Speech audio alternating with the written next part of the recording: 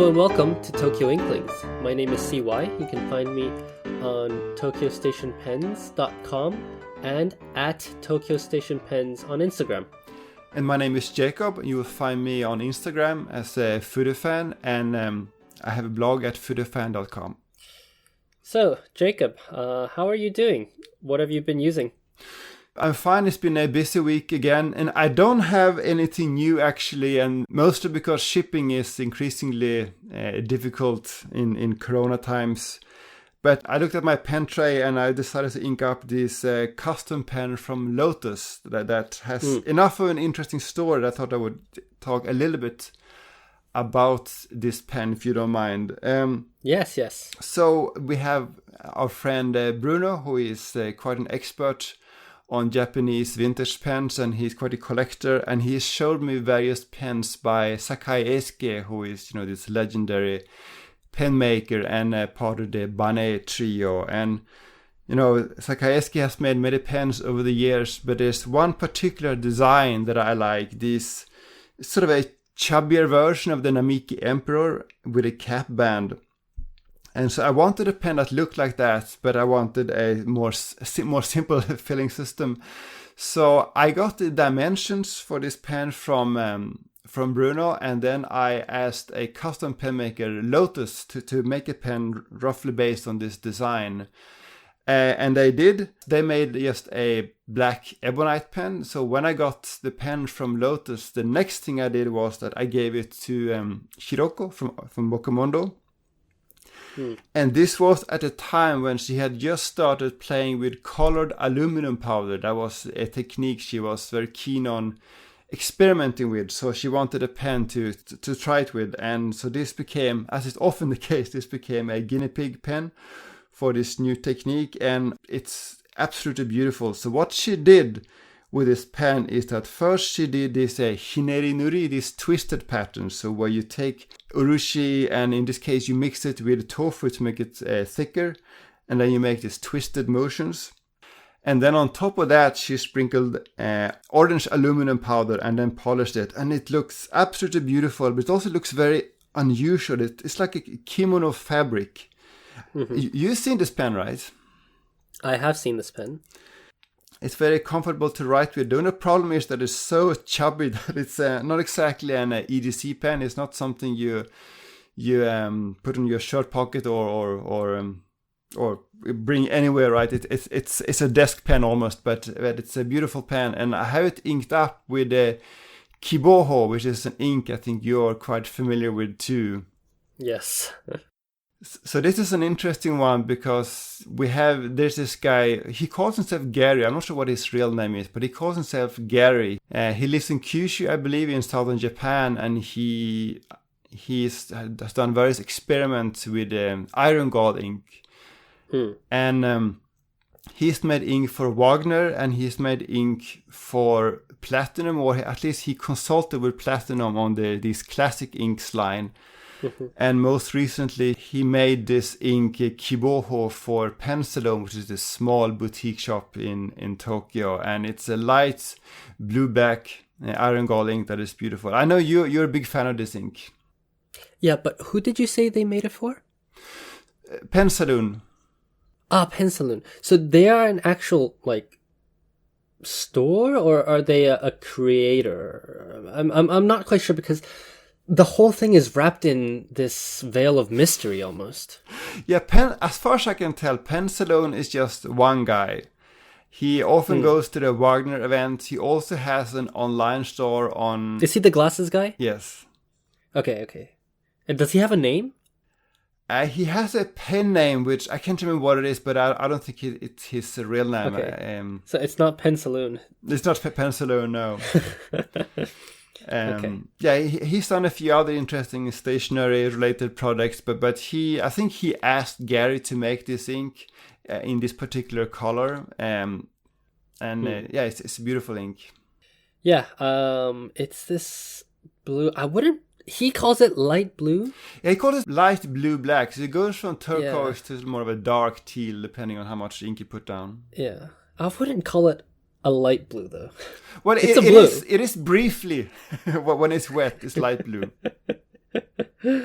Yeah. And I think it's also probably a good idea to talk a bit about Lotus as well, because some of our listeners might not be familiar, but Lotus is an Indian company that makes handmade pens. And so what you did was you sent your specifications to Lotus, and your specifications actually differ from the original Banet pen. In the sense that obviously you opted for the simple cartridge converter / eyedropper method, but also that the nib specification, which you asked to be a Yovo compatible unit. That's true. Yes, I have like a drawer full of Jovo nibs, and so I want to be able to use my existing nibs. Right. So Lotus is a company where you can really get nitty gritty into designing your own pen, something that's really out of your imagination. Yeah. But Lotus is probably the, let's say, most affordable in terms of getting a custom pen, isn't it? In one of the more affordable ways. Yeah, I think so. I haven't actually looked that much at custom pens. I know there are a few others, custom pen makers, Scriptorium, and so on. I don't actually know what the prices are, so I can't really compare. But I've heard about Lotus from a friend of ours, so that's why I went with Lotus. Right, and this one was about $120, $130. Yeah, something like that. Yeah.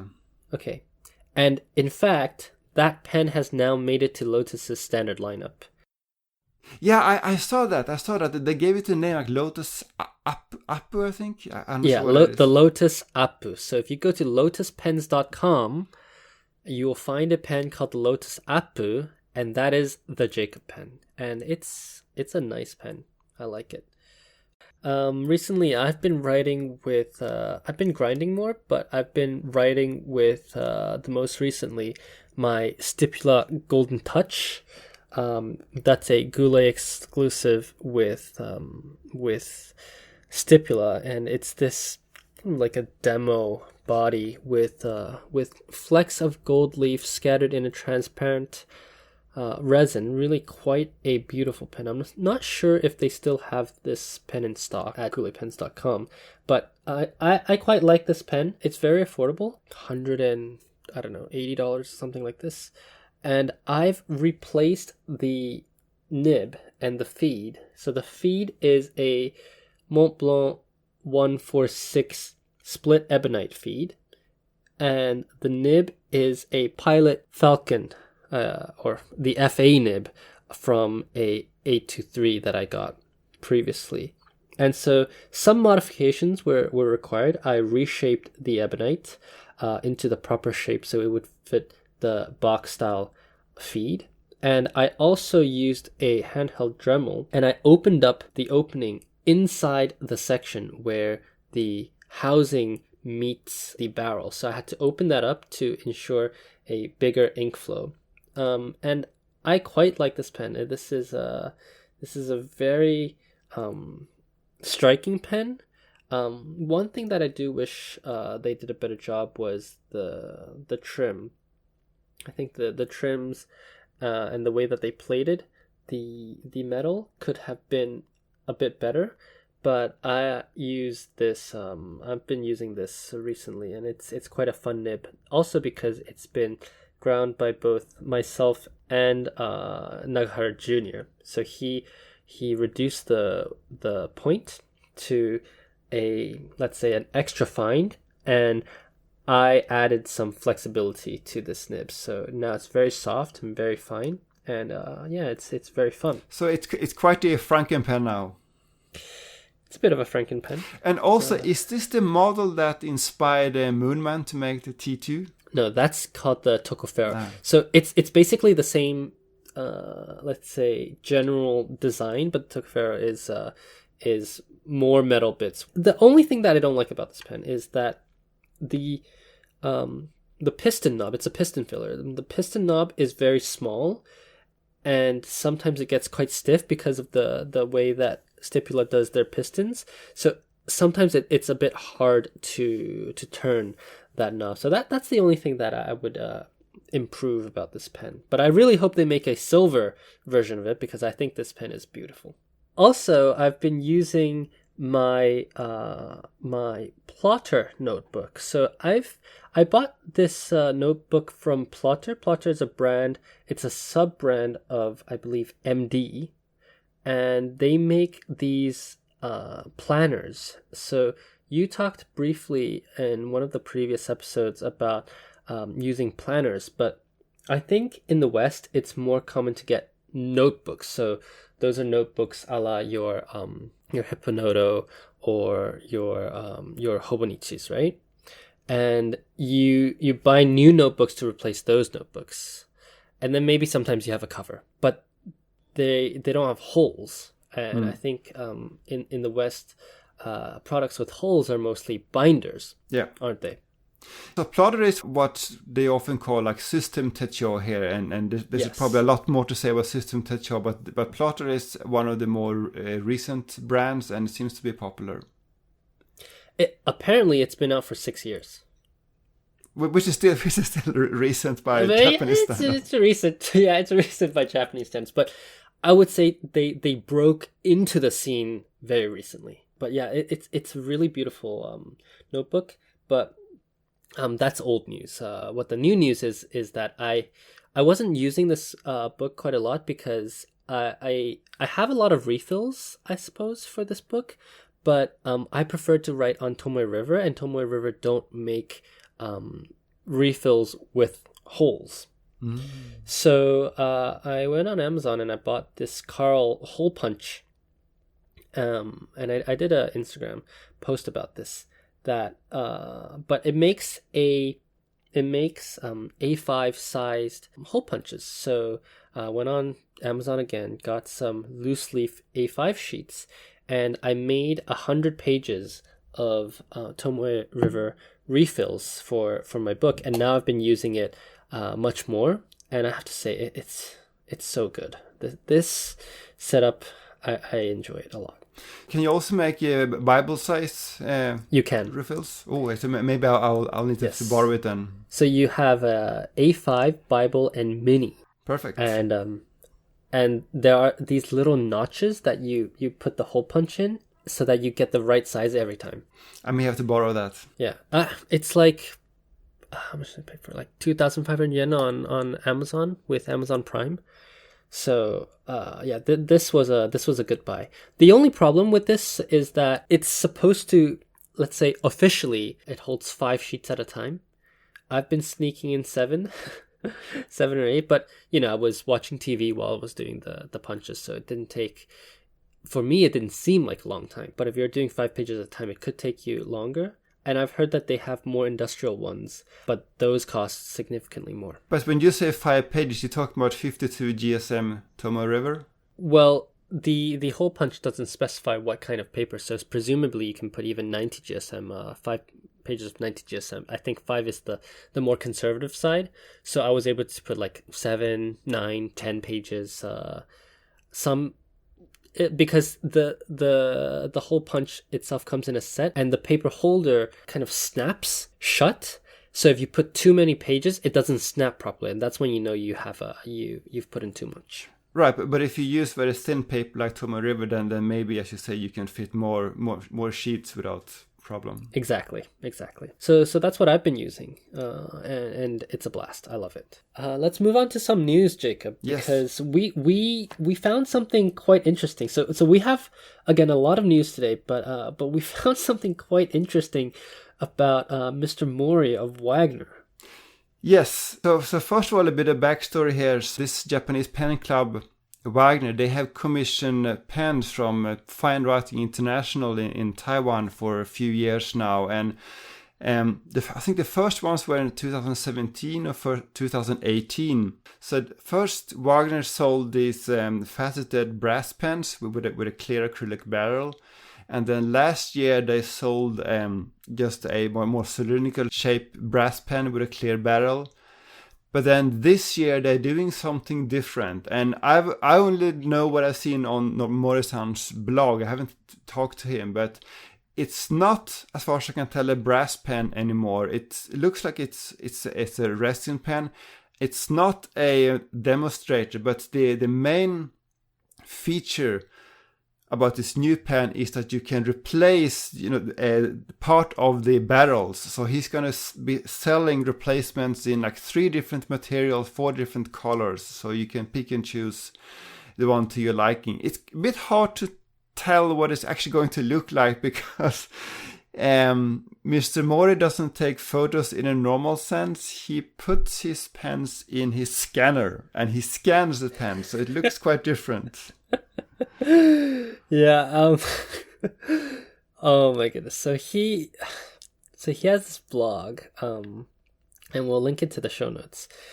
But I've always thought that his pictures were garbage. He sometimes comes out with something interesting, but most of the time it's kind of his ramblings, and then there are these tiny little pictures, and it's like a tease, you kind of see what's going on, but then you zoom in to look for more and it's just a bunch of pixels. And we finally found out why, and it's because he takes pictures with his scanner. Yeah, and it looks very interesting. The photos, they look very flat, and there's this color bleeding. I'm not sure why he does it, but I guess he has his own unique style. Yeah. Anyways, then the other thing about the replacement barrels, I don't really get it, honestly. I guess it's cool to replace the barrel. I guess it's a new concept, but I don't know. Changing the barrel of the pen, especially if you design it to be eyedroppered, it seems like a bit of a hassle, no? Yeah, it's not really clear to me how it's going to work. I have to wait and see. Yeah, so this, it's something that I don't really understand, but I'm sure it'll be popular, and I'm sure it will sell. Well, actually, I'm not sure, because I'm not sure that they will have an event anymore, but he has loyal followers, so I'm sure that he'll do fine with this pen. You can buy directly from him, but it's not always obvious how to do that. So he posts a blog post, and it's like a 3-page blog post where he talks about some completely unrelated topic, and then on the 3rd page he says, by the way, this year's Wagner pen is now ready. Send me an email to this address if you want one. Other than that, what news do we have, Jacob? So what else? So I just, yesterday I heard about a new ink from Lennon Toolbar that I wanted to talk a little bit about. So Lennon Toolbar, this Taiwanese ink maker, we talked about them before. They have made a new ink that is called, the English name is Spring. So this is a light blue-green ink. But what's interesting about this ink is that the color, it's meant to look like the medical grade face masks that they use in Taiwan, and profit from this ink will go to a non-profit that has helped distribute these face masks in Taiwan. So it's a nice story, it's a nice product, and it also looks like a beautiful ink. So I ordered one, and I'm very keen on trying it.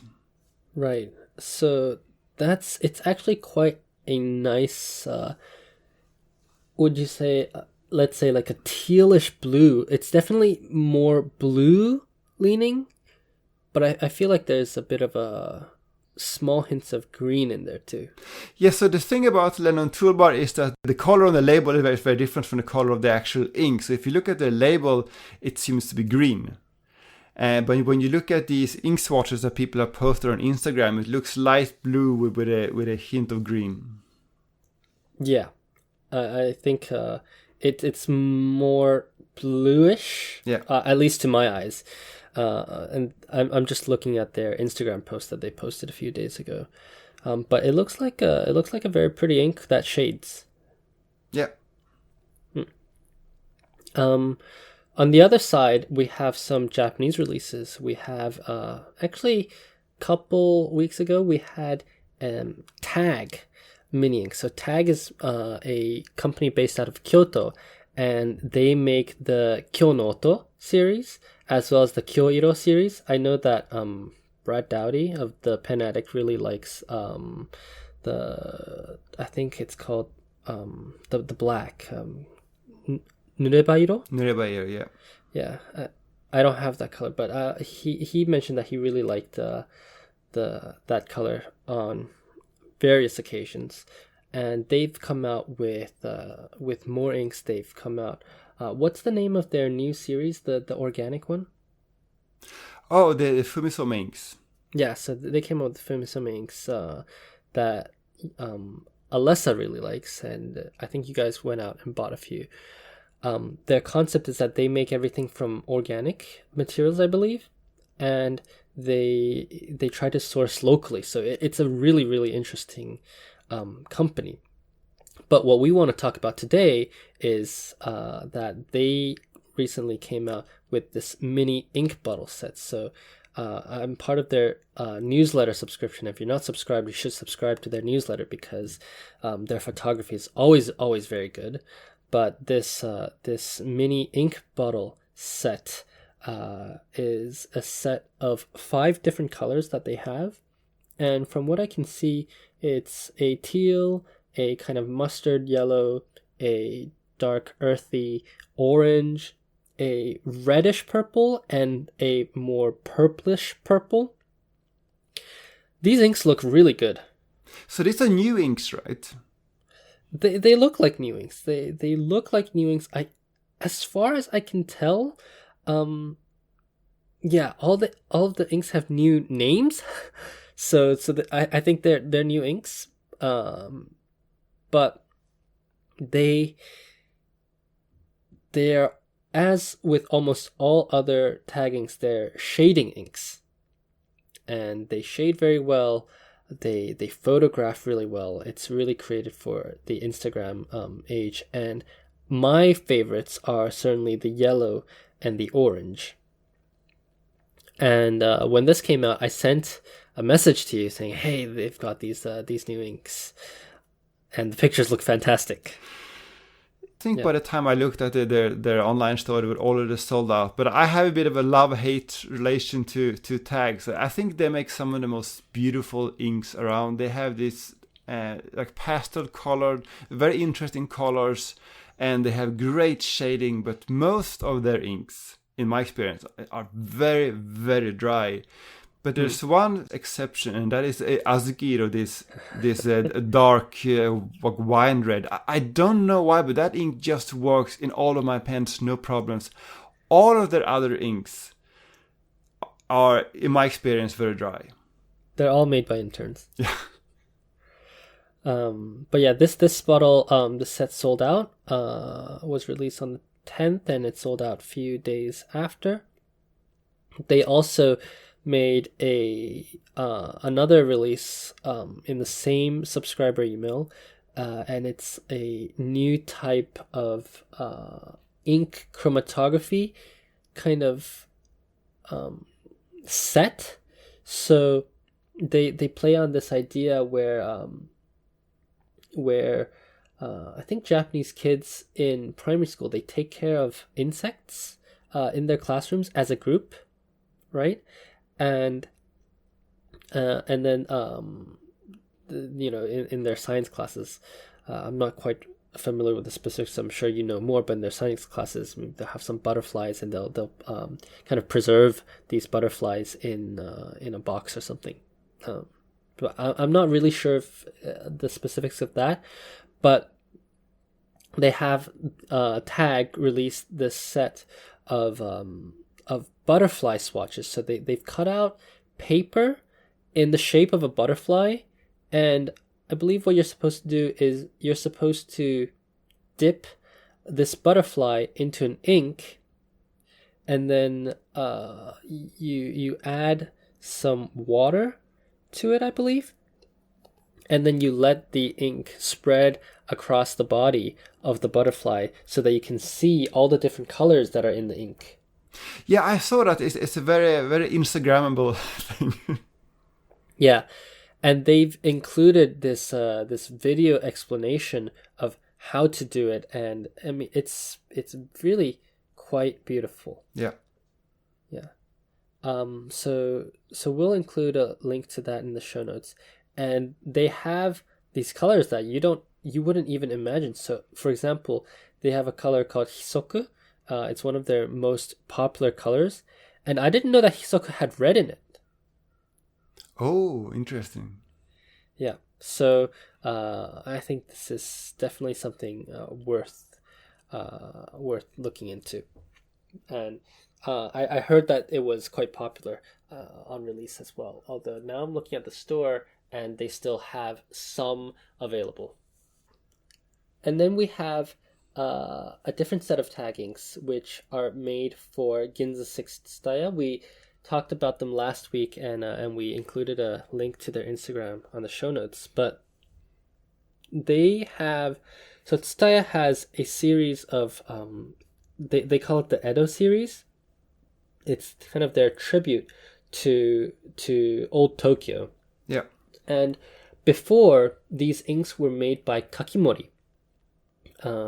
So they came in the Kakimori inkstand bottles, and Kakimori's inks are pigment inks, actually, and they're made by a company in Osaka. I asked Kakimori, but they didn't tell me exactly who made these inks, but they're pigment inks, so they're kind of permanent, and they come in these long bottles, and Tsutaya has been selling them for at least a year, that I know of. But now they've released a set of 3 new inks, and those are also made by Tag, and they come in the Tag bottles. Do you know anything about this? I don't know anything specifically about these things, but what I'm wondering is if this is the first time that Kyoto Tag has done any store exclusive inks for any store other than Tag themselves. Right. Yeah, I think this might really be the first store exclusive. They've done what we call pre-releases at specific stores, so you could only buy. I think maybe they've done one for Itoya before. One of the Nezumi inks that was available only at Ink. But certainly this is their first ink that is branded under a retailer. Which is interesting because Tag is not just an ink maker. They're actually a chain of retail stores, mostly around Western Japan, but they have one store in Tokyo, in Gotanda too. Yes. So the inks, there is a set of 3. One is a kind of, again, this yellowish, mustard yellowish color. The second is, I would say this is kind of like a candy-ish purple. It's a very vibrant purple. And then they have a green, kind of like a forest green color. And I really like this green color. This green color looks very, very pretty. Yeah. So we'll see. They're selling this on the Tsutaya website, I believe. So you can get those from there. But again, as you mentioned, shipping has stopped from Japan to overseas for the foreseeable future. So we don't know when you'll get them. But they're very pretty. Yeah. Not only do we have inks this time, though, we also have some pen releases. Yes. So there's one from Hachimondia, which is a stationery shop in Yamagata in northern Japan.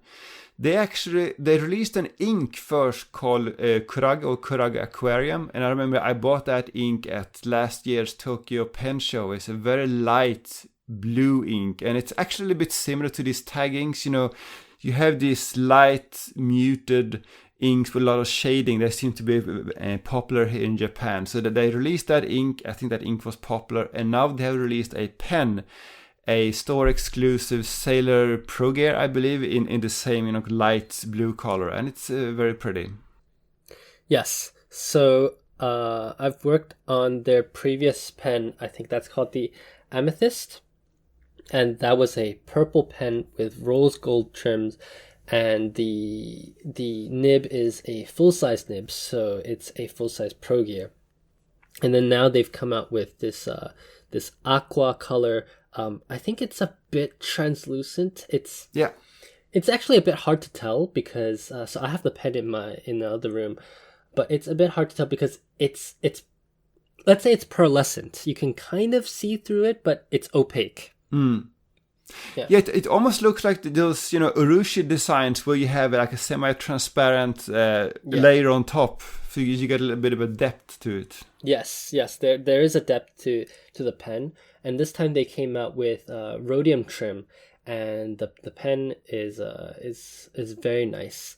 And then the nib design is this jellyfish. Kurage means jellyfish in Japanese, so they have this jellyfish design, and I have to say, Jacob, it's a pretty pen. It's a very pretty pen. It's a pretty pen, and people seem to agree because it's already sold out, at least in their online store. Yes. Sold out in a few days, and they don't even sell overseas. So I think the next time they'll restock both of them, they said, in June. We'll see if that happens or not, because supply chain is not so easy these days. Right. But we'll see. But it's a very pretty pen. Yeah, and I don't know if they accept shopping agents like Tenso and White Rabbit. Sailor's online shop, they explicitly say, if you try to buy from overseas via a shopping agent, we will cancel your order. I believe that's to protect their retailers and their distributors overseas. Yeah. Obviously they have different agreements, and that's also why the specialty nibs on the 823 from Tokyo Quill Pen, always forget the combination of words for that store, but those are not allowed to be sold to overseas customers anymore, so you have to pick them up in store, in their store in Tokyo. But that's not the only new pen release we have. Actually, this pen was released last week, before last episode, but I think it was released on Friday.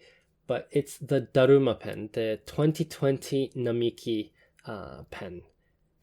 Jacob, I really like this pen.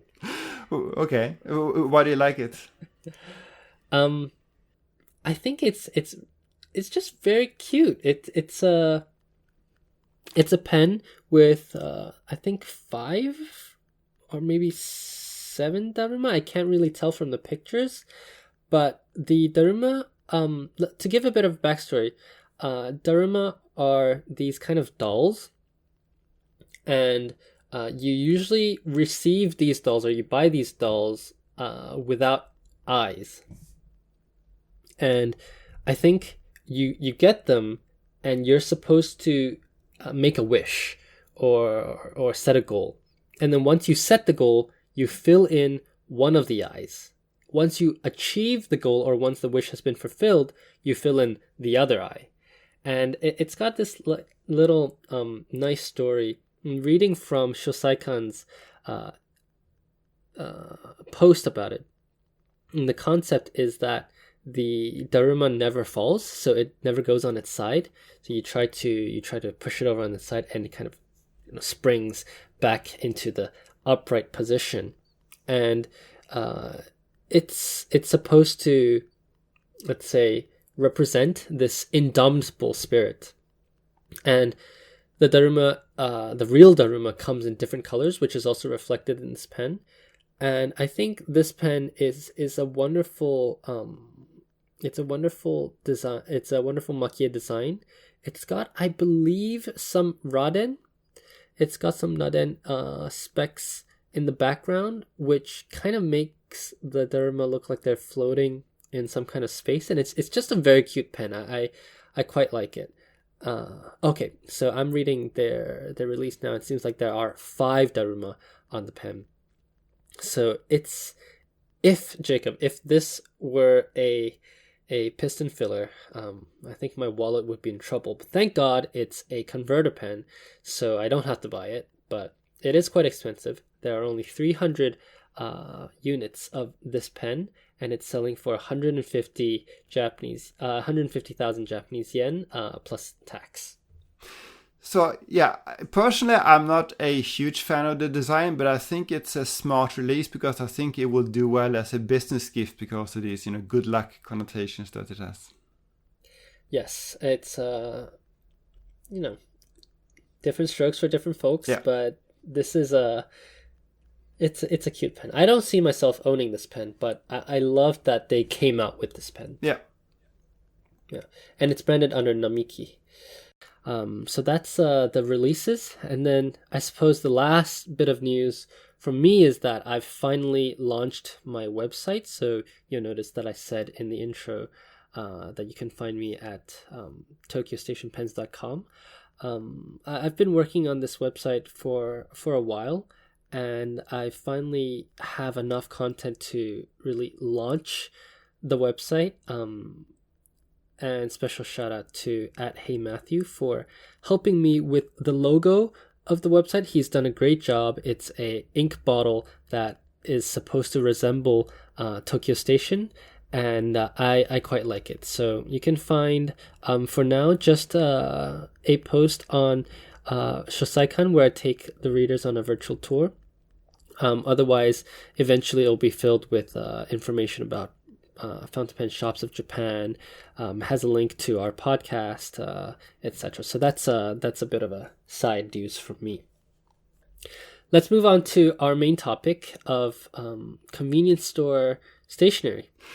Yeah, so I did a bit of an experiment here. So you often hear that good stationery is everywhere in Japan. You will always find good pen and paper everywhere. So to test that, I decided to see what my local convenience stores have. So there are at least 3 big convenience store chains in Japan. You have 7-Eleven, you have Family Mart, and Lawson. And most people have at least one of each within short walking distance. And same with me. So I went to my local 7-Eleven, my local Family Mart, and my local Lawson to see what they have, what kind of stationery they have. And first of all, they had no fountain pens. There were no fountain pens there, unfortunately, but there were plenty of ballpoints and gel pens and roller balls, of course.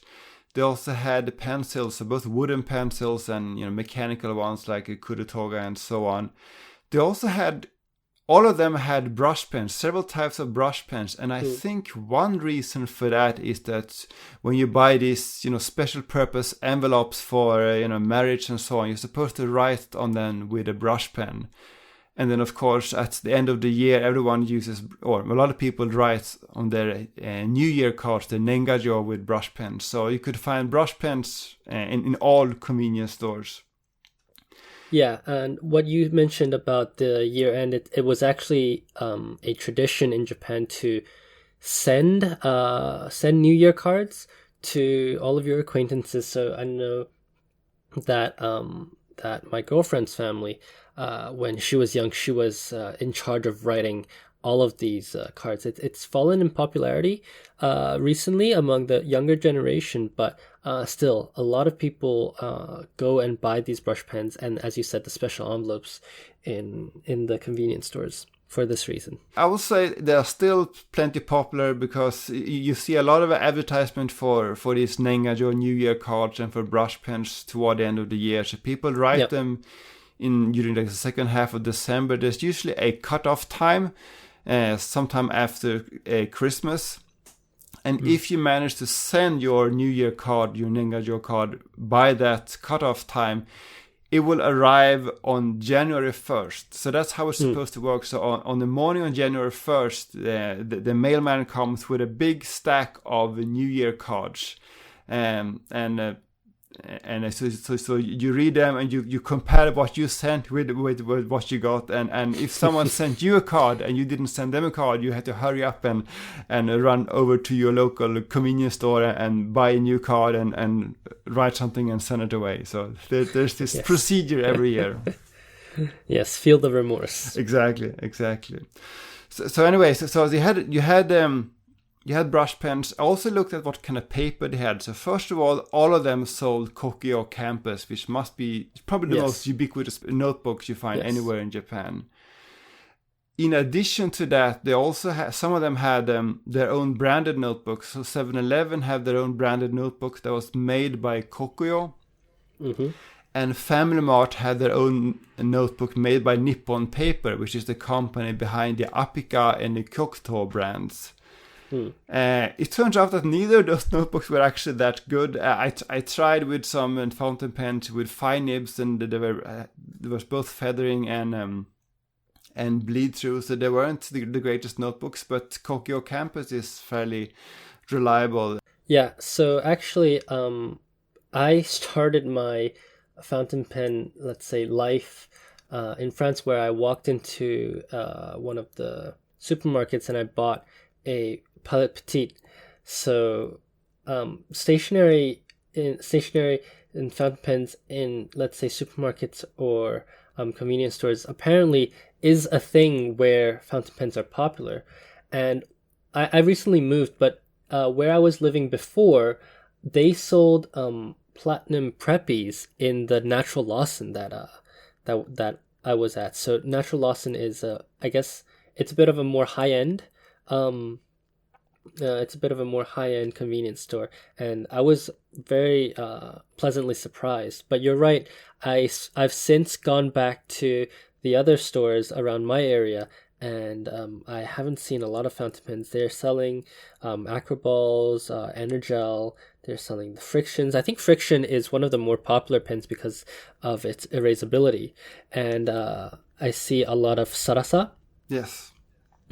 Which is again quite popular, and the sarasa means basically it's like smoothness, right? Yeah. It's advertising the smoothness, as well as a bunch of other random stationery goods. But there's a I find that in every convenience store there's a dedicated stationery corner, and I even found these Tombow pencils that have pencil caps, so that was quite cute. Yeah. I also noticed that outside my local stationery shop, my convenience store, they had these gacha machines. Ah, yes.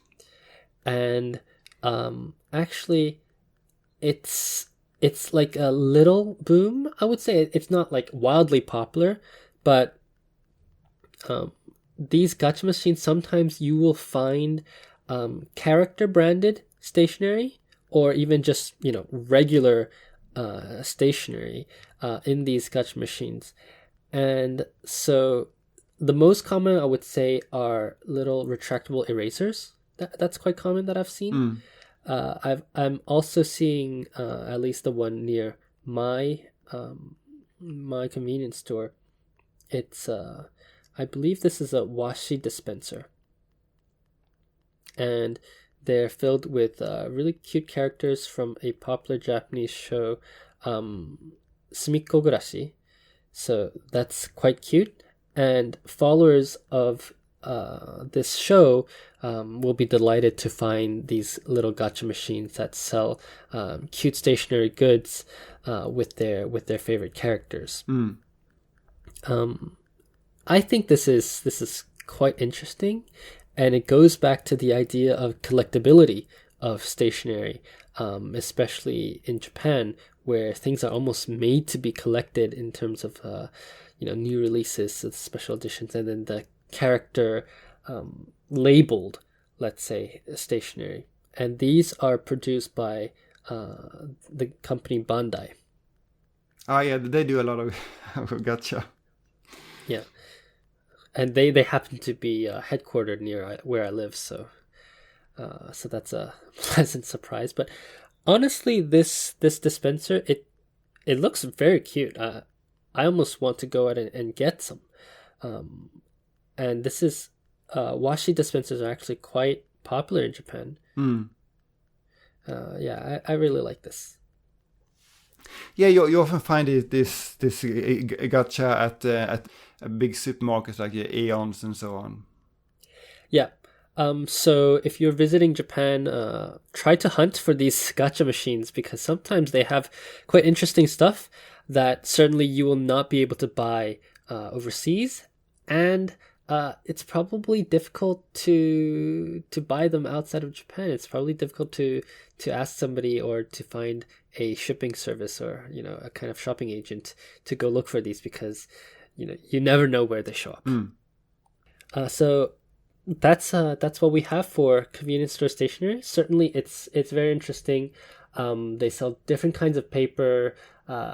We've talked mostly about paper that we conceive of in terms of Japanese writing, but in terms of Western writing, but they also sell stuff for Japanese writing, such as the Ipitsen, which is a smaller format of paper with vertical lines where you're supposed to write, again with the brush pens, some short messages to your friends and your family. But stationery really is everywhere in Japan. Wouldn't say they're the highest quality in the convenience stores, but certainly they're good enough to use. One thing that I do lament is the lack of envelopes everywhere. You have the specialty envelopes, Yeah. but you don't really have the regular normal envelopes. But then again, that's just something that you're gonna have to stock up on or find at a local stationery store. And there are a lot of those local stationery stores too. So I have within bicycle distance from where I live, I have 2 Aeon and 2 Seiyus, and all of them have a bookstore and with a stationery department, and that's where you can find all the good paper like Maraman, Tsubame, Apika, and Life, and so on. And you can find Kakuno pens, Preppies, you can find Sailor inks, and a few other things, and you can find whatever writing kits and envelopes you want. Yeah, agreed. I have about 3 stores that specialize just in paper within walking distance from me, so it's certainly everywhere. Yeah. All right, let's go on to our Q&A. Again, thank you all so much for submitting your questions. Your questions are what makes this podcast interesting, and they also help us shape the direction of our podcast.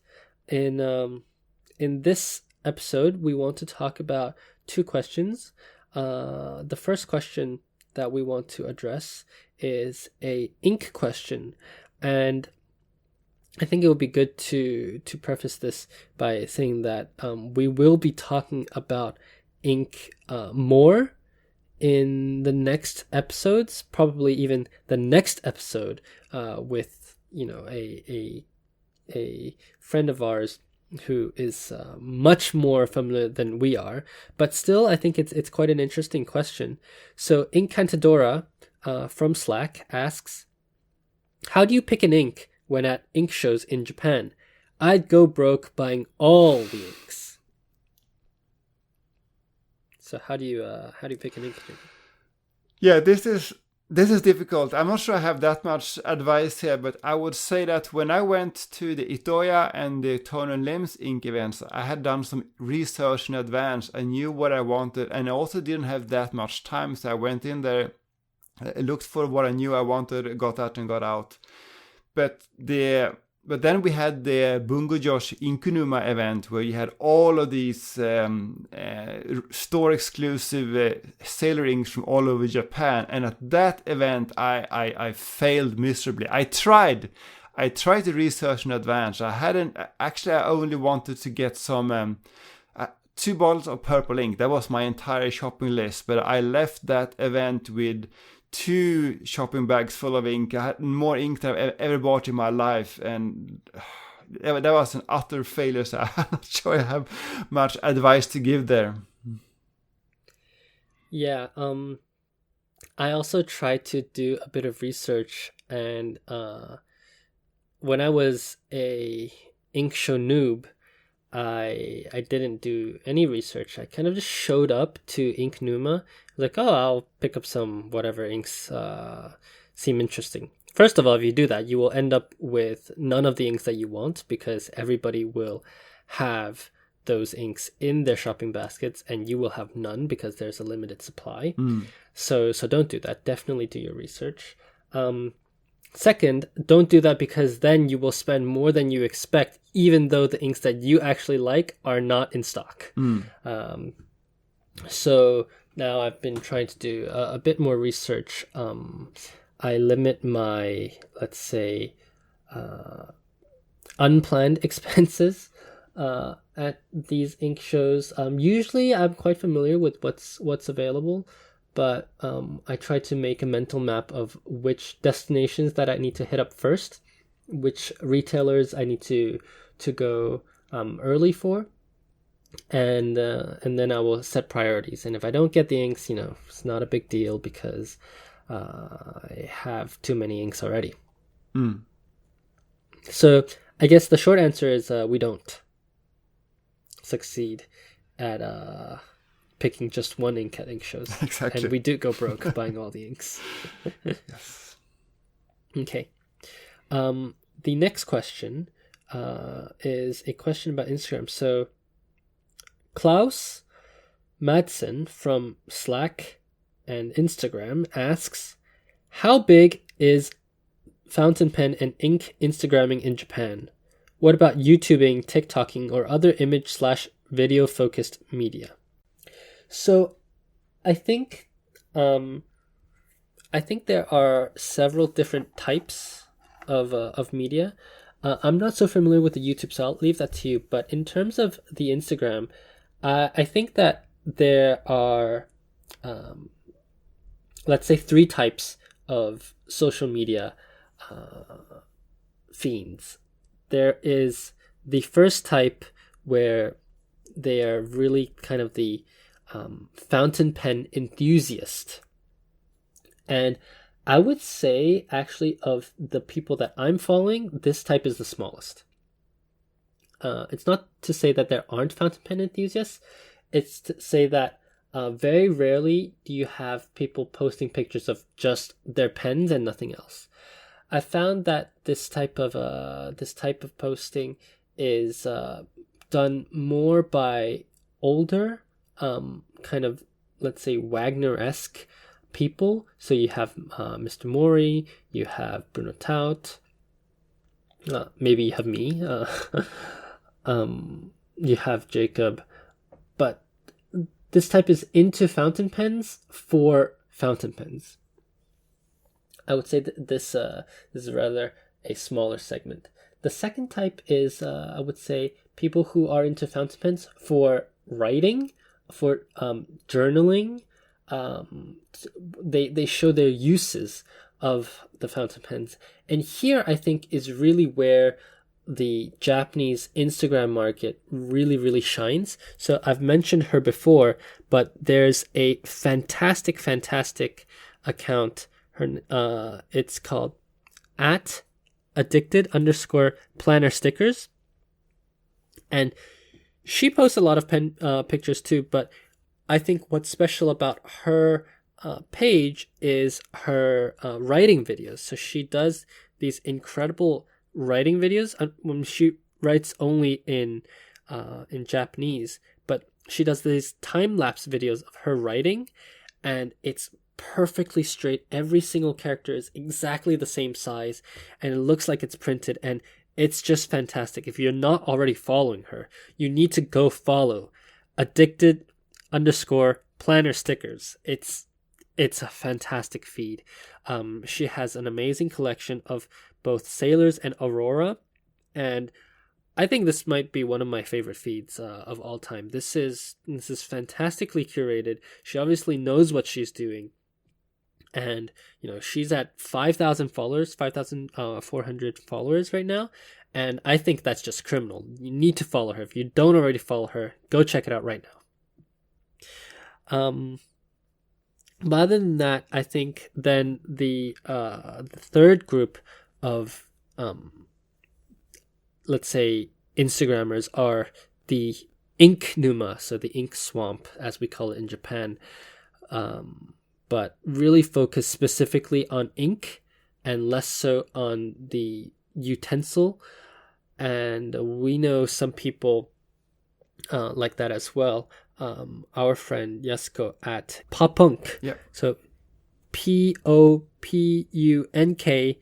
and she's mostly focused on swatching inks, and those are really, really interesting as well, because she has, I think, one of the most extensive ink collections that at least I know of in Japan. And she does a lot of posts about inks. She also obviously posts about pens, but I think from her feed it's obvious that her focus is more on the different samples of inks that she has. So I'm looking at her post down her feed, and these posts with just tons and tons, I think really up in the hundreds of ink swatches that she's done, and it's incredible. It's really, really just fantastic. So follow her as well if you're into ink, because she's probably one of the people that are the most knowledgeable about inks in our circle. Yeah. Of the Instagrammers, you talked about people who do handwriting, and there's a lot of these handwriting accounts that have this beautiful handwriting, and you talk about this, Inkunuma account that show off the new inks. What I would add to that is, the planner people, which is sort of slightly overlaps, but you have people who use these system tutorials. You talked about the plotter earlier. One of the most popular types of system tutorials is Ashford brand. So you see these accounts that show off their Ashford planners and how they're organizing the day. And there's a lot of washi tape, there's a lot of colors, and that is definitely a big category. Yeah, I think these planner people are one of the bigger categories, or let's say a subcategory of people who are actually using their products. Yeah. One of them I know is called Sayaka. I will send the link in the show notes later as well. She's very fantastic. Miki Doyobi is very fantastic, and a lot of really, really good people. Yeah, and then you said, and I agreed, you don't have that many sort of pen-focused accounts, especially on Instagram. You don't see accounts where there's a lot of like pen glamour shots. Here's my latest, bong box pen or pilot pen. If you want to know more about pens, you talk about the blogs, and I think that's true. You have these, I think it's mainly an older generation actually. They have their blogs on platforms like Amoeba or LiveDoor, and those posts tend to be more about vintage pens. They are dissecting some Banet pen and finding something interesting about the Ebonite feed, right? That is a different kind. Another platform that I think is very popular in Japan among the pen sphere is Twitter. There's a lot of Twitter users. Yes. Would you say that's the main way that they connect with each other? I think that's one of the ways people get. Maybe the main way people get news from. If you want to know what Itoya or Sailor or Kobayashi, what they are up to, you follow their Twitter accounts, because that's where you hear the news first. Yeah. Read the news first. And Twitter is, I think Twitter for Japanese is interesting because Japanese people are very, I'd say, private with their social media. You see a lot of I'll get Facebook friend requests from people who have dogs for their Facebook profile pictures. I'm like, who is this? But actually, that's quite common in Japan, that they don't show pictures of their faces. Yeah. And I think Twitter is a perfect platform for that, where you have some random different name, ABC123, what have you, and then you just post your random thoughts. And interestingly, I think blogs in Japan, like Mori-san writes his blogs like a Twitter feed. Yeah. If someone hadn't told you, you wouldn't know that is the closest you have to the official, website of Wagner. No, it's ridiculous. Yeah. And then YouTubing. I think YouTubing is at least we know of the Michael Bay of Japanese fountain pens. Yes. So that's Alessa. Her YouTube is fantastic. I watched the latest episode, and what she's really good at is, first of all, I think she has really great voice control. She speaks quite slowly, so every word is well articulated. But I also think that her shots, she's really got a kind of a director's view on how to take these shots of inks, and that's quite interesting. But she's quite new onto the scene in terms of the YouTubing, but her reviews are always quite exciting and interesting to watch. Yes. Yeah, there aren't that many, or at least I'm not aware of that many YouTube channels. I know one that I'm following is called Taka. There's this guy who makes very sort of relaxing videos where he's reviewing some pens. And then there's this guy Bonguo. He's reviewing new Japanese stationery products and so on. But there aren't that many YouTube videos. What I'm seeing now is that Instagram Live has become very popular. So you see these popular influencers, they're advertising that today, Saturday at 10 p.m. I'm going to do an Instagram Live where I'm showing off this product, or I'm going to do some collaboration with this other influencer. Yes, and those a lot of times are either, let's say, retailers, or they're, let's say, calligraphers, or hand lettering artists. So Bechori is a very, very famous hand lettering artist. He's very popular, but also I'm following some calligraphy accounts as well. And so related to him, he is one of the few influencers in Japan that seems to have some kind of like retail sponsorship, because he's often promoting Tono & Limbs, often promoting Kobayashi. But that, I think, is very unusual in Japan. It's very unusual that the retail stores and the various brands, that they reach out to influencers and ask them to collaborate on content. In the fountain pen world, certainly I would agree. So it's not let's say, a lucrative business for influencers, but he is so popular that they actually invite him to their events, and he's mostly the one that's doing a lot of workshops. He has a book, and I think that's quite interesting. But he also has his own ink as well, made by Tono Limbs. Yeah, he has two inks that look very similar. Yes, Betrism 1 and Betrism 2. Yeah, but he also does great swatches. He does great ink swatches, and I'm trying to find a way to inspire myself, copy his style. Yeah. So let's see how that goes. But yeah, I think that's how different people are using social media. You also have, I think, a bit older people who are posting sketches. So I actually don't know who, I don't know what his name is. So I only know him as In and Honda, and I think you follow him too. He posts these great sketches that he does sometimes with pencil as well, but he does a lot with fountain pens. Oh yes, yeah. And he's quite good. I've met him once in person. He's a very nice older folk, but he's quite nice. I really like him, and I enjoy what he's doing on his feed. Yeah, I agree. All right, so that's the episode. Before we move on, we'd like to make an announcement. So far we've been trying to do weekly releases while we're under quarantine and we have a bit more time.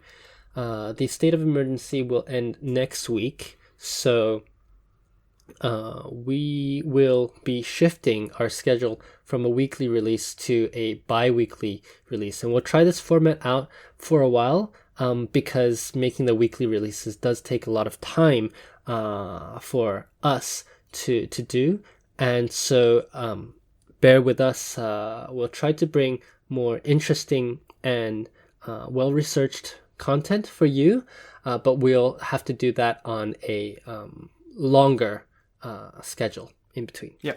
The next episode will have a guest appearance by one of the ink numas of Japan. She's very, very educated, very, very familiar with inks. She has quite a sailor collection, and she knows where to go and how to hunt special edition sailors. So stay tuned. We'll have some exciting content for you. But until then, we'll see you next time. You can find me on tokyostationpens.com or at tokyostationpens on Instagram. And I'm Fudefan on Instagram, and I have a blog at fudefan.com. Bye-bye. Bye-bye.